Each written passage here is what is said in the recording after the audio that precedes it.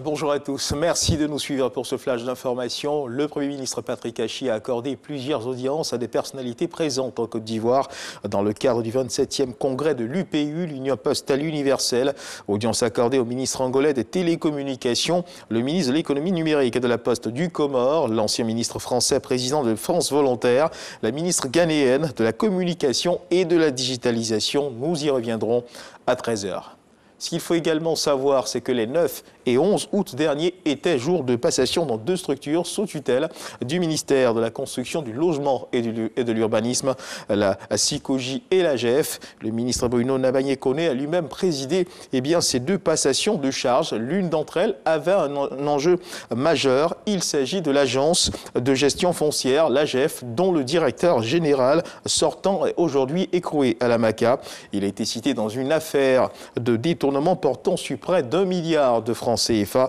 La ministre de la Construction, du Logement et de l'Urbanisme a tenu à apporter des éclairages sur l'affaire et donner par la même occasion une nouvelle ligne de conduite. Élément à suivre au journal de 13 h. Ce qu'il faut également savoir dans l'actualité, c'est que offrir plus de visibilité et d'opportunités à travers un programme sur 2 jours d'événements en physique, c'est ce qui a réuni 30 jeunes créateurs dans le domaine de la mode. À travers cette plateforme dénommée Texpo, les organisateurs veulent promouvoir de jeunes entrepreneurs de ce secteur. Leur savoir-faire a été ainsi mis en avant lors du Texpo organisé récemment à Abidjan. C'est ce que nous confirme Salima Toudia.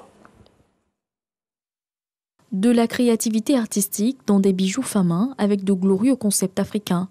Kilana crée des bijoux avec de la matière bronze. Alors il y a d'abord le bronze qu'on travaille, ensuite on le dore et enfin je le monte en bijoux. Il ne demande pas forcément beaucoup d'efforts, mais prend beaucoup de temps.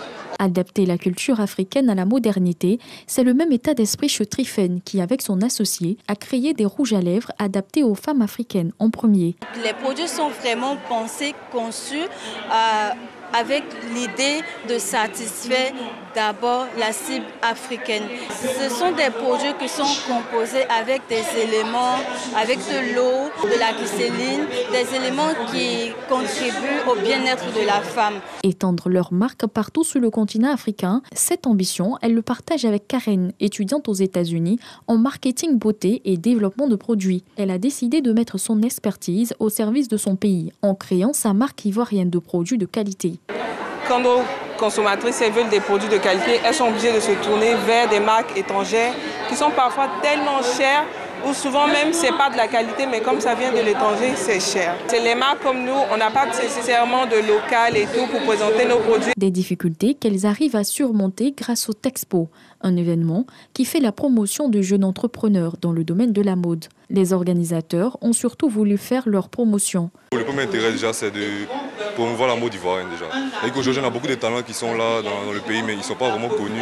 Et il y a beaucoup qui sont forcément axés sur le digital, alors que le digital, ce n'est pas tout le monde qui suit en fait. Et le second objectif, c'est de pouvoir amener les Ivoiriens à consommer localement. La mode, la beauté ou encore le fun, ce sont 30 jeunes talents à découvrir. Quand je me rends compte que la jeune génération a de la créativité comme ça, dans le cœur, dans l'âme, dans l'esprit, je ne peux qu'être heureux. Entreprendre via le digital reste important comme élément de valorisation des produits, d'où l'enjeu d'un panel sur le digital. Il faut qu'ils travaillent beaucoup, qu'ils aient un storytelling, qu'ils puissent concrétiser leurs engagements au niveau des produits par quelque chose d'un peu plus concis, précis, et puis valoriser le fait de chez eux comme ils le peuvent, mais surtout à l'international. Alors le digital est l'un des éléments les plus importants de ce 21e siècle, donc c'est un outil vraiment à utiliser dans le cadre de nouvelles marques, des startups, etc. Et il faut savoir le valoriser, il faut savoir l'utiliser, c'est ce dont on a parlé aujourd'hui. Cet événement physique a ainsi mis en relation directe les jeunes créateurs et leurs cibles. Et parlons justement de créativité, mesdames et messieurs, il en avait à revendre sur le plan musical à 12 août 2021. Aujourd'hui, cela fait 2 ans que DJ Arafat, artiste ivoirien du coupé-décalé, a tiré sa révérence pour honorer sa mémoire à l'occasion de l'an 2 de son décès. Des festivités sont annoncées, des actions sont initiées, une messe d'action de grâce à la paroisse Saint-Bernard d'Atoban, un recueillement sur sa tombe dans l'intimité familiale, une parade de motards, animation et prestations d'artistes sur le site de l'accident dont il a été victime.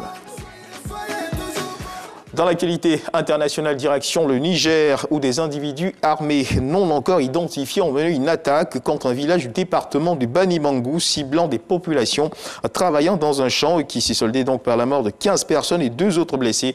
C'est ce qu'a indiqué le ministère nigérien de l'Intérieur dans un communiqué. Ce qu'il faut savoir, c'est que le département de Bani-Bangou se trouve dans la région de Tillabéri, zone dite des 3 frontières entre le Niger, le Burkina Faso et le Mali, théâtre depuis des années d'actions sanglantes de groupes djihadistes liés à Al-Qaïda et à l'organisation État islamique.